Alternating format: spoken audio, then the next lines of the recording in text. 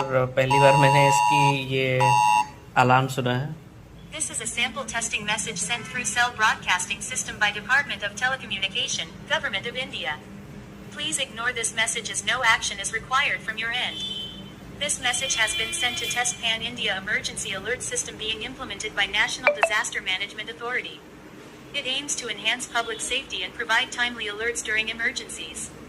Timestamp: the 10th of October 2023, 11:58 a.m. 21. तो guys जैसा आप देख सकते हैं कि ये एक टेस्टिंग मैसेज था, लेकिन ये एक्सेसिबिलिटी के लिए भी बहुत अच्छा है कि जो लोग देख नहीं सकते हैं उन लोग के लिए भी ये सरकार ने बहुत अच्छा चीज़ किया हुआ है कि इसमें अपने से इस मैसेज ने अपने आप रीड किया। तो ये बहुत अच्छी चीज़ है।